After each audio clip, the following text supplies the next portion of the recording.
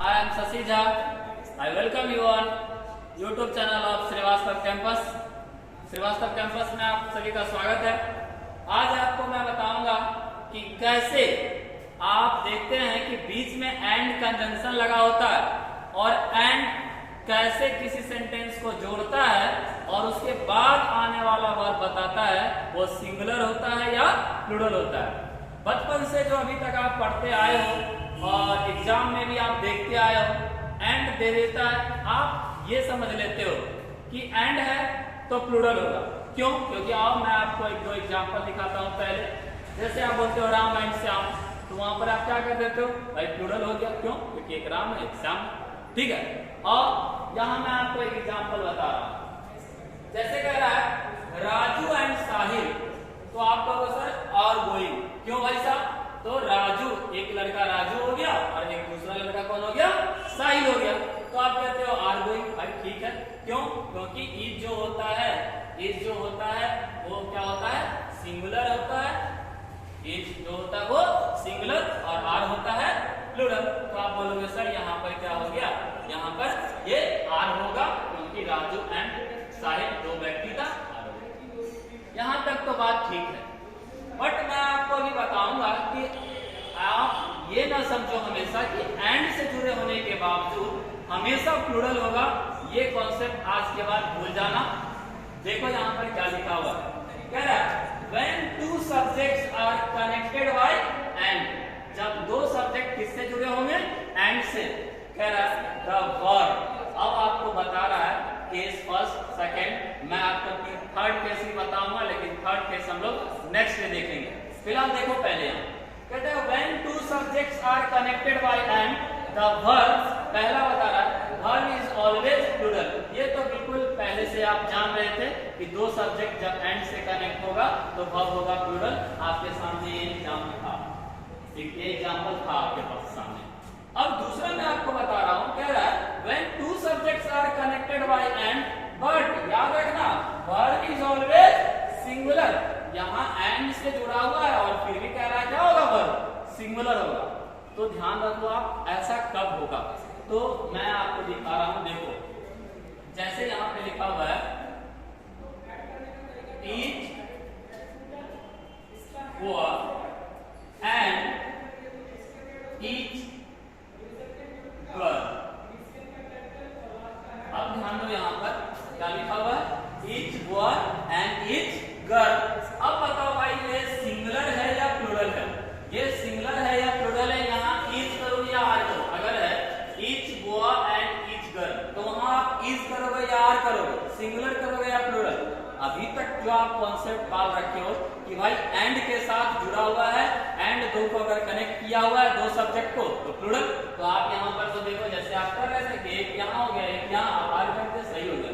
But याद रखना ये एग्जाम में आता है इस तरह, और वहां आप भूल से भी गलती ना करो, क्योंकि एंड हमेशा प्लूरल नहीं होता, एंड सिंगुलर भी होता है।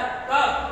जब कभी भी एंड के साथ कोई ऐसे सब्जेक्ट लगे हों जिनके साथ डिस्ट्रीब्यूटिव प्रोनाउन लगा हो। डिस्ट्रीब्यूटिव प्रोनाउन क्या होता है, जो डिस्ट्रीब्यूट करता है। जैसे मैं बोलूं कि प्रत्येक बच्चों ने अपना फी जमा किया, इसका मतलब क्या है, एक बच्चा अगर फी पेड कर देगा हो गया, नहीं, प्रत्येक बच्चा, सभी का सेपरेट सब्जेक्ट होगा तो वो हमेशा से सिंगुलर की बात करेगा, एक का बात करेगा।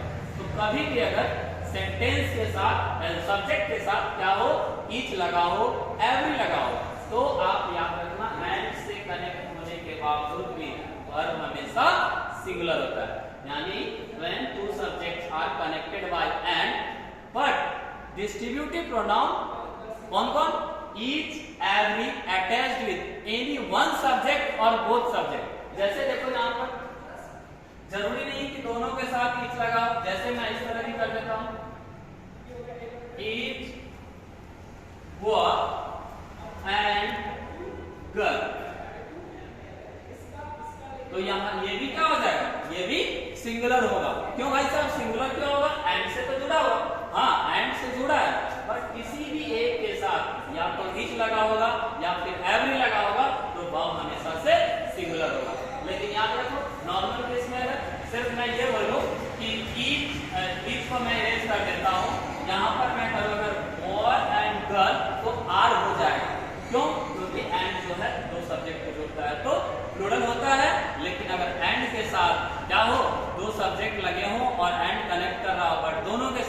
ईच लगा हो या एवरी लगा हो, किसी एक के साथ या दोनों के साथ, तो वर्ब हमेशा सिंगुलर होता है।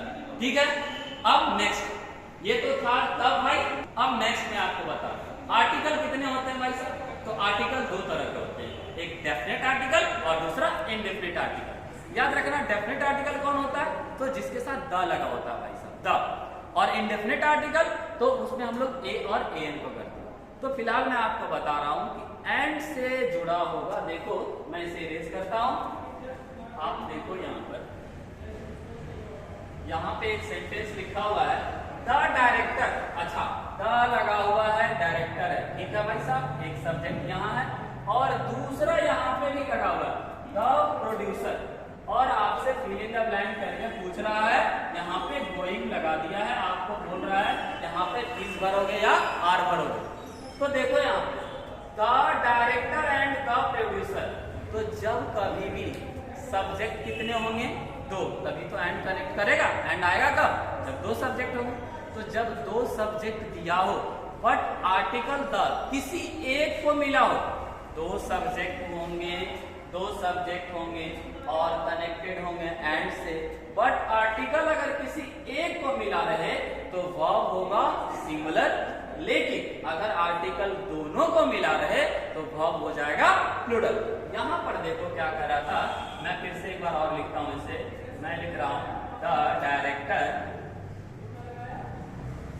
एंड, वहां पर क्या था? The producer. अब मैं यहां पर सिर्फ प्रोड्यूसर लिख रहा हूं, प्रोड्यूसर। अब फिल इन द ब्लैंक देके पूछ रहा है गोइंग। अब देखो यहाँ पर भाई, ये एक सब्जेक्ट है, यहाँ पर फर्स्ट सब्जेक्ट हो गया और यहाँ पर हो गया सेकंड सब्जेक्ट। दिखने से लग रहा है ना, तो जुड़ा हुआ किससे? एंड से।